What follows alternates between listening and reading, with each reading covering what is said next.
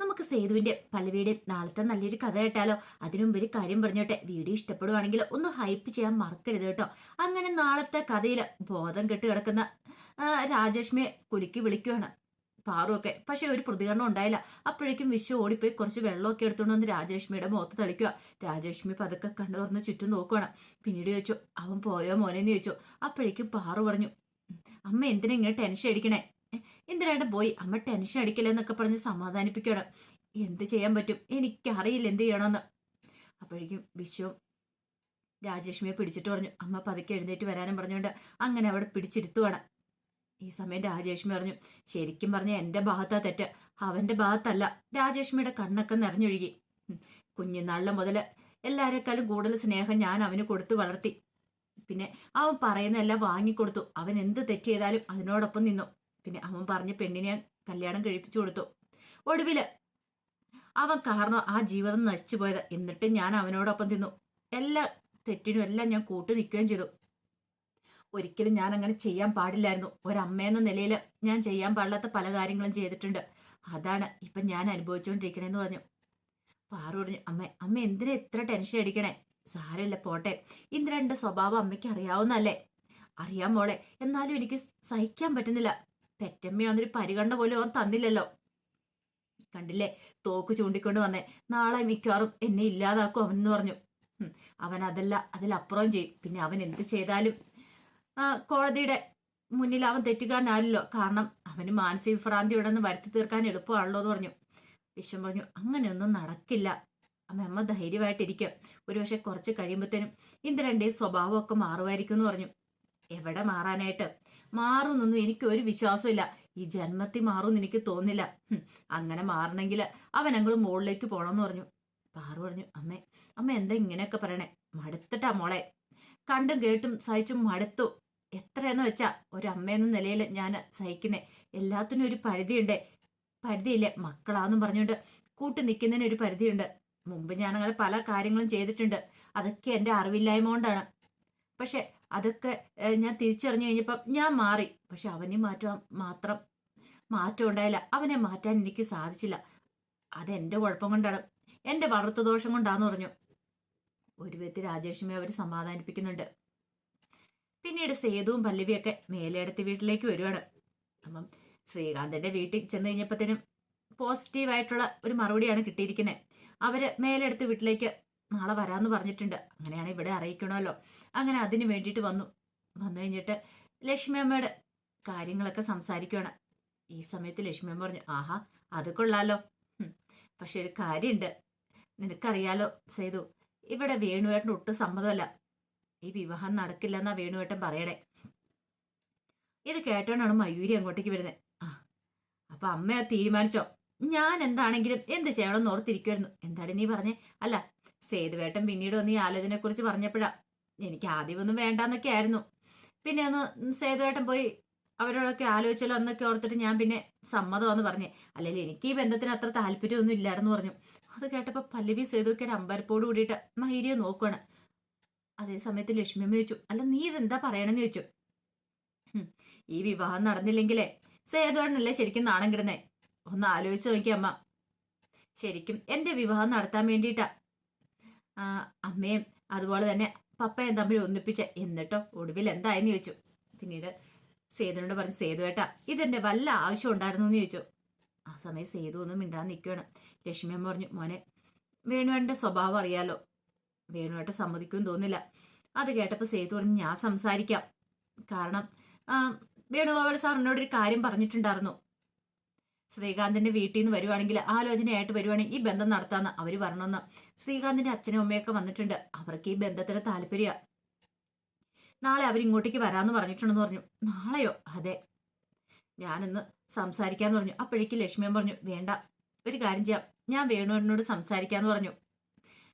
വേണുവേട്ടന്റെ തീരുമാനം എന്താ വെച്ചാൽ ഞാൻ വിളിച്ചു പറയാം. ഇപ്പൊ മോനെന്താളും സംസാരിക്കണ്ടെന്ന് പറഞ്ഞു. പിന്നീട് ലക്ഷ്മിയമ്മ അങ്ങോട്ട് കയറി പോയി കഴിഞ്ഞപ്പം മയൂരിയോട് സേതു പറഞ്ഞു, നീ കൊള്ളാലോടി ആള്, കൃത്യസമയത്ത് എന്നെ കാല് വാരിയല്ലോ എന്ന് പറഞ്ഞു. പിന്നല്ലാതെ സേതുവേട്ടാ, ഞാനൊരു കാര്യം പറഞ്ഞിട്ടുണ്ട്. എന്റെ ജീവിതത്തിലൊരു പുരുഷനുണ്ടെങ്കിൽ അത് ശ്രീകാന്ത് ആയിരിക്കുന്നു. അതിനൊരു മാറ്റമില്ല.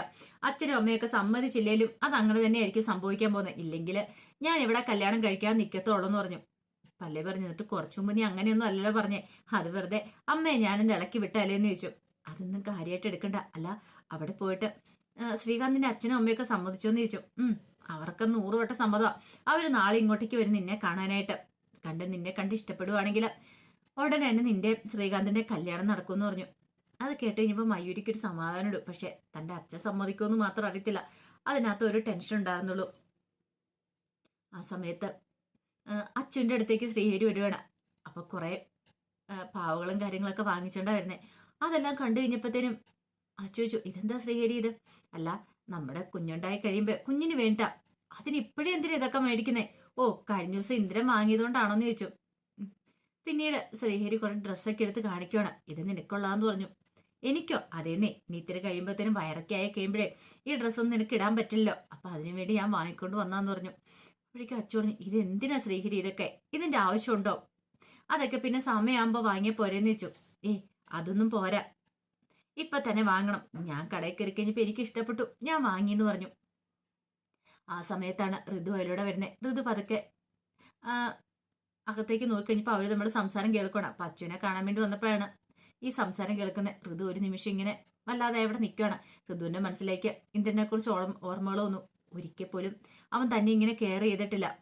അച്ഛനെ ശ്രീഹരി കെയർ ചെയ്യുന്ന പോലെ തന്നോട് തന്റെ ഇഷ്ടാനിഷ്ടങ്ങൾ തിരക്കിയിട്ടില്ല. തന്റെ കുഞ്ഞിനെ കുറിച്ച് അവൻ ചിന്തിച്ചിട്ടില്ല. ഇപ്പൊ നടത്തിക്കൊണ്ടിരിക്കുന്നതെല്ലാം വെറും നാടകം മാത്രമാണ്. ശരിക്കും പറഞ്ഞിട്ടുണ്ടെങ്കിൽ തന്റെ വയറ്റൊരു കുഞ്ഞുള്ളത് പോലും അവൻ ചിന്തിക്കുന്നില്ല. അല്ല, ഇനിയിപ്പൊ അതൊന്നും പറഞ്ഞിട്ട് കാര്യമില്ല.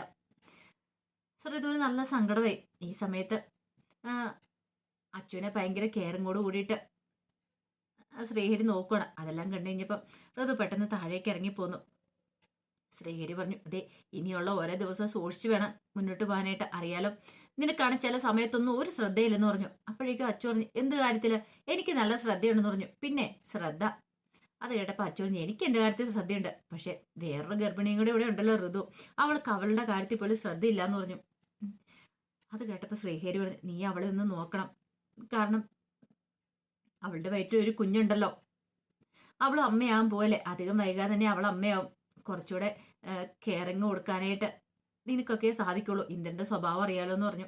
അത് കേട്ടപ്പോൾ അച്ചു പറഞ്ഞു, എന്ത് ചെയ്യാൻ പറ്റും, പറയാനല്ലേ പറ്റത്തുള്ളൂ. ഋതു ആണെങ്കിലാണ് രണ്ടും കൽപ്പിച്ച മട്ടില്ല. ആ കുഞ്ഞിനെ വേണ്ടാന്നൊരു നിലപാടില്ല. ഇങ്ങനെ പോയാൽ എങ്ങനെയാവെന്ന് അറിയില്ല എന്നൊക്കെ ശ്രീഹരിയോട് പറഞ്ഞു. കുറച്ച് കഴിഞ്ഞപ്പോൾ ഋതുവിന്റെ മുറിയിലേക്ക് അച്ചു വരുവാണ്. അങ്ങനെ വന്നു കഴിഞ്ഞപ്പോൾ ഋതു ഇങ്ങനെ ആലോചിച്ചോണ്ടിരിക്കുന്നുണ്ട്. എന്താണെന്ന്, നീ എന്താ ആലോചിച്ചോണ്ടിരിക്കണെന്ന് ചോദിച്ചു. ഒന്നുമില്ലാന്ന് പറഞ്ഞു. അങ്ങനെ നോക്കിക്കഴിഞ്ഞപ്പോൾ ടേബിളിലാണെങ്കിൽ ആ മെഡിസിന്റെ ബോക്സ് ഇരിക്കുന്നുണ്ട്. അച്ചു അത് വെറുതെ തുറന്നു നോക്കി കഴിഞ്ഞപ്പോൾ അതിനകത്ത് മെഡിസിൻ ഒന്നും കഴിച്ചിട്ടില്ല. ഇതെന്താ ഋതു, നീ ഇതൊന്നും കഴിക്കാറില്ലെന്ന് ചോദിച്ചു. ടാബ്ലറ്റ്സ് ഒന്നും കഴിക്കുന്നില്ല. ഇല്ലാന്ന് പറഞ്ഞു. നീ എന്താ കഴിക്കാത്തെ? അതെ, ഇതൊക്കെ കൃത്യസമയത്ത് തന്നെ കഴിക്കണം, എങ്കിലല്ലേ കുഞ്ഞിന്റെ ആരോഗ്യത്തിനും വളർച്ചയ്ക്കും ഒക്കെ സഹായകരമാവുള്ളൂ. നീ ഇതെന്താ ഇങ്ങനെയൊക്കെ ചെയ്യണമെന്ന് ചോദിച്ചു. ഋതുവിന് മറുപടിയൊന്നും പറഞ്ഞില്ല. അച്ചു പെട്ടെന്ന് ആ കഴിക്കേണ്ട ടാബ്ലറ്റ്സ് ഒക്കെ എടുത്തു വെച്ചു. എന്നിട്ട് ഋതുവിന്റെ കയ്യിലേക്ക് കൊടുത്തിട്ട് പറഞ്ഞു, ഇത് കഴിക്കുക, നല്ല ആരോഗ്യമുള്ളൊരു കുഞ്ഞിനെ പ്രസവിക്കണ്ടേ നിനക്ക്.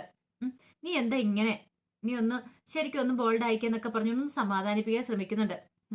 ഋതു പറഞ്ഞു, എനിക്ക് ഈ കുഞ്ഞിനെ തന്നെ വേണമെന്നില്ല, പിന്നെ ഞാൻ എന്തിനാ അച്ചു ടാബ്ലറ്റ് കഴിക്കണം എന്ന് ചോദിച്ചു. അച്ചു പറഞ്ഞു, ഋതു അങ്ങനൊന്നും നീ പറയരുത്. നിന്റെ വയറ്റിലുണ്ടായിരിക്കുന്ന കുഞ്ഞ് അതിന് ജീവനുള്ള ഉണ്ടെന്നുള്ള കാര്യം അറിയാലോ. നീ അതിനെ അബോർട്ട് ചെയ്യാൻ തീരുമാനിച്ച പോലും തെറ്റായിട്ടൊരു തീരുമാനമാണ്. ഒരിക്കലും അങ്ങനെ ചെയ്യരുതെന്ന് പറഞ്ഞു. അത് കേട്ടുകഴിഞ്ഞപ്പോൾ ഋതു പറഞ്ഞു, നിനക്കത് പറയാം. നിന്റെ ഭർത്താവ് നിന്നെ നല്ല കെയറിങ്ങോടുകൂടി നോക്കുന്നുണ്ട്, നിനക്ക് സംരക്ഷണം നൽകുന്നുണ്ട്. പക്ഷേ ഇന്ദ്രൻ ഇന്ന് വരെ എന്നെ ഒരു ഭാര്യയായിട്ട് കണ്ടിട്ടുണ്ടോ? ഒരിക്കലും ഇല്ല. അവനൊരിക്കലും അങ്ങനെ കാണാനും സാധിക്കില്ല. അതുകൊണ്ട് എനിക്ക് അവന്റെ ഭാര്യ ആവാനോ അവന്റെ കുഞ്ഞിന്റെ അമ്മയാവാനോ എന്നെ കൊണ്ട് സാധിക്കില്ല എന്ന് പറഞ്ഞു. ഒരു വിധത്തിൽ അച്ചു ഋതുവിനെ സമാധാനിപ്പിച്ചിട്ട് അങ്ങോട്ട് ഇറങ്ങിപ്പോന്നെ മെഡിസിനെ കഴിക്കണമെന്നും പറഞ്ഞിട്ട്. അച്ചു അങ്ങോട്ട് പോയ സമയത്ത് ഋതു തന്റെ കയ്യിലിരുന്ന് മെഡിസിൻ കൊണ്ടേ വേസ്റ്റ് പാത്രം അതൊക്കെ ഒറ്റ ഇടിയിലിടുവാണ്. ഗുളിക ഇതിലേക്ക് എന്തിനാ, ഇതിന്റെ ആവശ്യമൊന്നുമില്ല. തന്റെ വയറ്റിൽ കിടക്കുന്ന വളരെ കുഞ്ഞ് അധികം വൈകാതെ തന്നെ ഇല്ലാതാവും. പിന്നെ ഇപ്പം ഗുളിക കഴിച്ചാൽ എന്ത്, കഴിച്ചില്ലെങ്കിൽ എന്ത് എന്നൊരു ചിന്തയൊക്കെ ആയിരുന്നു ഋതുവിന്റെ മനസ്സിൽ. ഋതുവിന് ആകപ്പാടെ ഭ്രാന്ത് പിടിക്കുന്ന ഒരു അവസ്ഥയായിരുന്നു. അപ്പൊ അതിന്റെ വിശേഷങ്ങളൊക്കെ നമ്മൾ കാണാൻ പോകുന്നത്. ആ വിശേഷങ്ങൾക്കായി നമുക്ക് എല്ലാവർക്കും കാത്തിരിക്കാട്ടോ. ഒരിക്കൽ കൂടി എല്ലാവർക്കും ശുഭരാത്രി നേർന്നുകൊണ്ട് നിർത്തുന്നു. നന്ദി.